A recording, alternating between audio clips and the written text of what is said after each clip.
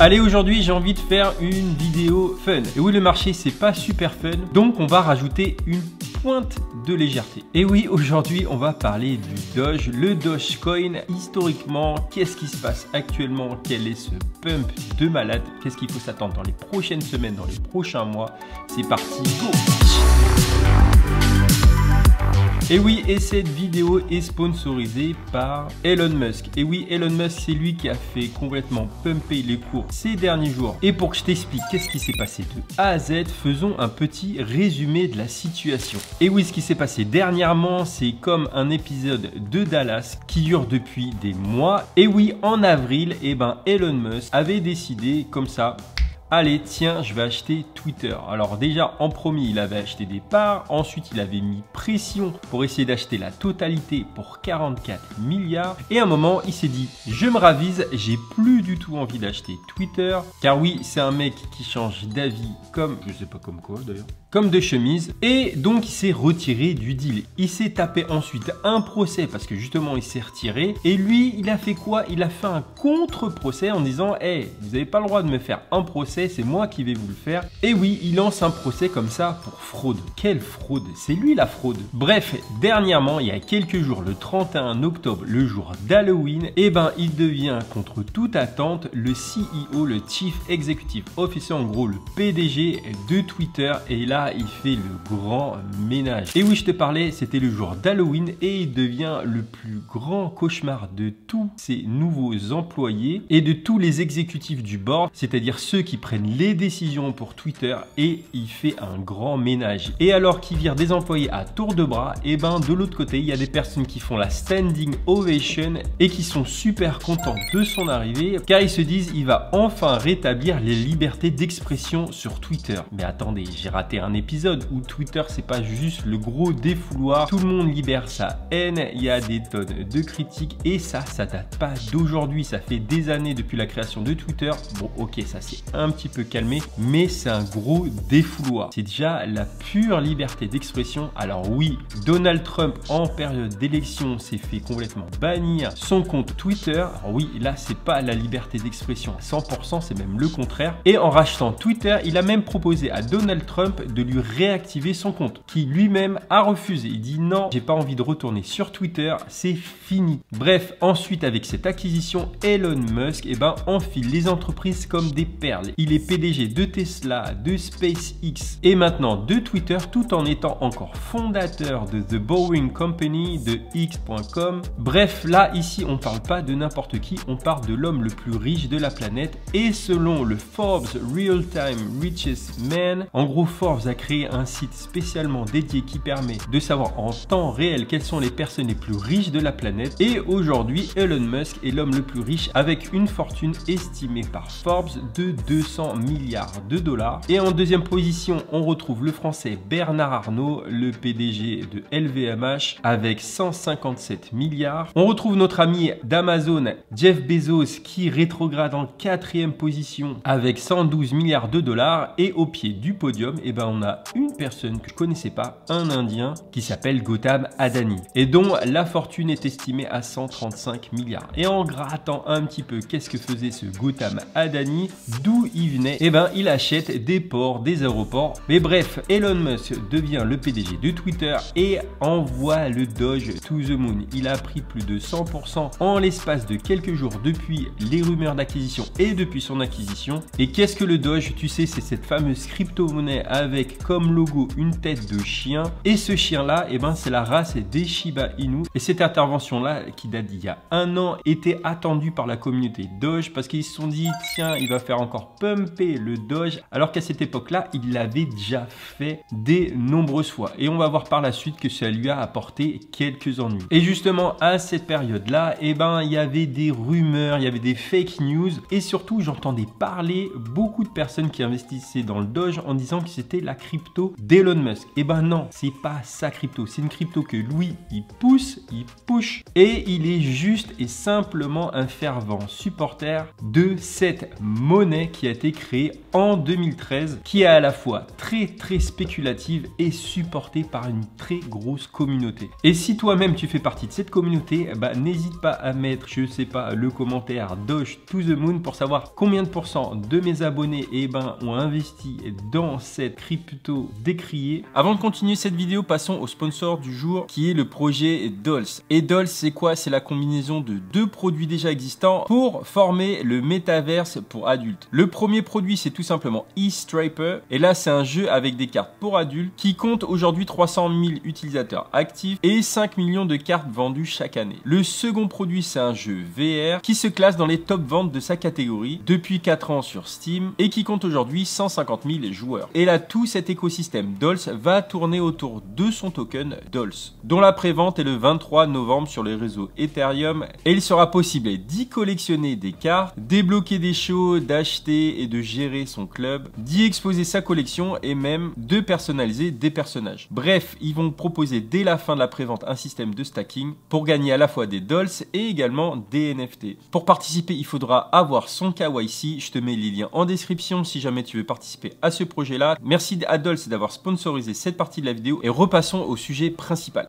Et donc, on disait que le Dogecoin est considéré comme un meme coin. Et parmi ces meme coins, eh ben, il y a le Doge, il y a le Shiba Inu qui a été créé il n'y a pas longtemps, qui est le meme coin du Dogecoin, qui est lui-même un meme coin, va comprendre. Et donc, tu as le Doge, le Shiba Inu. Et ensuite, il y a eu d'autres meme coins comme le Floki Inu, le Doge Elon Mars. Bref, une flopée de meme coins ont vu le jour. Et donc, je te disais que le Dogecoin a accouché en 2013, exactement le 6 décembre 2013, par deux créateurs, à savoir Billy Marcus et Jackson Palmer. Et ça, en l'espace, tu vas pas me croire, mais de 2 heures. Ils ont créé ce même coin en l'espace de 2 heures. Et là, on remercie qui? La blockchain et tout ce qui est open source. Et oui, ils ont simplement copié-collé une blockchain pour créer le Doge. Car oui, à la base, alors que le Dogecoin est là depuis 2013 et ce, à tous les cycles 2013, 2017, 2021, il a toujours été dans le top 10, et ben à la base, le Doge est simplement une blague. C'était une parodie du Bitcoin. C'était juste pour se moquer des personnes qui investissaient dans le Bitcoin et c'était ça à la base. Ensuite, c'est parti en cacahuète. Une communauté s'est créée au point où Billy Marcus s'est retiré du projet, voyant la tournure que ça prenait et l'importance qu'avait cette crypto-là dans l'écosystème porté par une communauté de furieux, de personnes to the moon. Et il est parti parce qu'il n'avait plus le contrôle de sa propre crypto. Et aujourd'hui, le Doge est valorisé à 16 milliards de dollars et il est classé 8e devant des projets comme Solana, Cardano, Polkadot, Polygon, Avax et le Litecoin par exemple. Et en parlant du Litecoin, eh ben le Doge est un fork d'un fork d'un fork. Et tu te dis mais c'est quoi un fork? Eh ben un fork c'est... T'as pas appris tes cours d'anglais? Non, plus sérieusement, un fork, c'est pas du tout une fourchette, c'est une copie. En gros, souvent, dans une blockchain, eh ben, on va créer un fork, c'est-à-dire deux chemins séparés d'une même blockchain. Et c'est ce qui s'est passé avec le Doge. Et je te mets un schéma hyper sexy qui te montre un petit peu d'où vient le Doge. Et donc, le Doge, c'est un fork du Lucky Coin, qui est lui-même le fork du Join Coin, lui-même le fork du Litecoin et lui-même le fork du Bitcoin. C'est fini? Oui, c'est fini. Et donc, c'est le fork d'un fork d'un fork. Mais quels avantages Mais si on devait donner des avantages du Doge, quels seraient-ils? Eh bien, tout simplement, il est plus facile à miner que bien d'autres cryptos que sont le Litecoin, le Bitcoin, voire encore plus l'Ethereum. On voit le niveau de difficulté du Dogecoin, c'est hyper simple à miner, c'est pas très complexe et ça permet de faire une différence entre le Dogecoin et le Bitcoin. Oui, deux mondes complètement à part, mais si on devait faire une comparaison entre les deux, eh ben il faut savoir que le Bitcoin a lui un nombre de cryptos limité à 21 millions, mais ça tu le sais, ça sera en 2140, alors que lui, le Dogecoin c'est illimité, c'est freestyle, c'est les vannes sont ouvertes. Au niveau du nombre de transactions avec Bitcoin, on est entre 7 et 10 transactions par seconde et avec le Dogecoin, on est à 33 transactions par seconde, ce qui est méga plus rapide. Parlons maintenant des frais de transaction. Sur Bitcoin, ils sont un peu plus chers. Bitcoin, c'est en moyenne 1,543 $. Oui, c'est précis. Alors que le Doge, c'est environ et en moyenne 0,24 $. Donc à peu près 5-6 fois moins cher que son arrière-grand-parent. C'est ça le fork.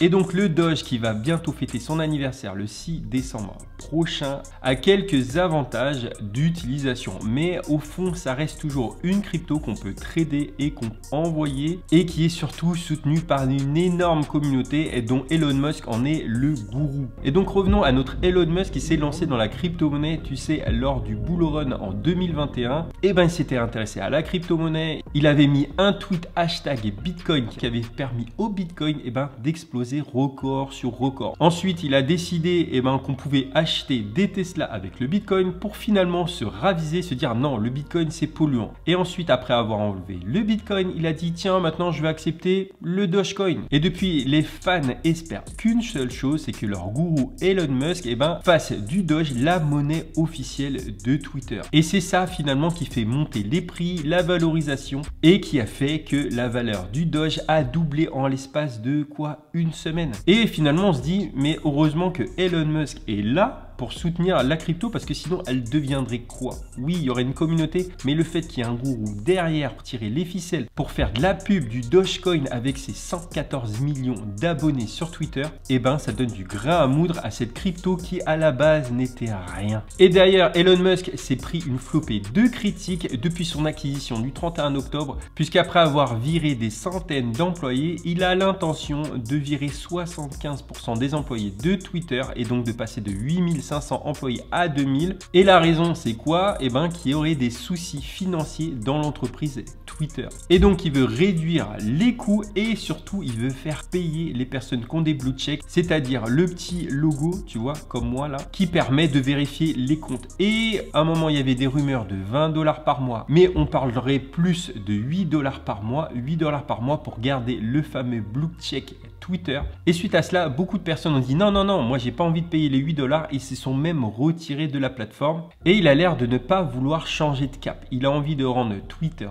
payant. Est-ce qu'il va accepter le Doge ou non? On va suivre cet épisode. Bref, Elon a manipulé et continuera de manipuler le marché comme il l'a fait avec le Bitcoin, comme il l'a fait avec le Doge. Et qu'est-ce que ça a permis? Tout simplement de renflouer encore un peu plus son portefeuille, parce que si on regarde les tweets, quand est-ce qu'ils ont été faits, qu'ils soient positifs ou négatifs, à chaque fois, le cours a complètement vacillé juste avec ces tweets. Et la question qu'on peut se poser, c'est malgré le recours collectif qui a eu lieu, Elon Musk va-t-il continuer de manipuler le marché pour le Bitcoin et surtout pour le Doge, parce que j'ai l'impression qu'il a mis un petit peu de côté le Bitcoin pour favoriser le Doge qui est beaucoup plus spéculatif, qui a une plus grosse communauté et dont les cours peuvent fluctuer à la hausse ou à la baisse plus facilement. En tout cas, le Doge est ultra volatile. Je suis pas ici en train de faire la promotion du Doge ou autre, je vous rappelle juste les faits, je suis pas conseiller en investissement, mais je trouvais que c'était intéressant de creuser ce qu'il y avait derrière le Doge historiquement parlant dans le futur et tout actuellement, et ça devient extrêmement dangereux d'investir dessus parce qu'il y a cette volatilité, il y a cette spéculation, il y a cette personne qui manipule le marché derrière qui est Elon Musk, donc faites très attention. Et comme beaucoup de cryptos, le Doge n'a pas dérogé à la règle puisqu'il a chuté de moins 90% depuis son dernier ATH l'année dernière. Donc voilà, à suivre. Si tu as appris des trucs, si tu as pris du fun, n'hésite pas à liker, t'abonner, je te renvoie vers cette vidéo qui va te parler du Doge et de son petit frère, le Shiba Inu, c'est-à-dire le fork du fork. Allez, je te dis à bientôt, d'ici là, porte-toi bien, allez, ciao!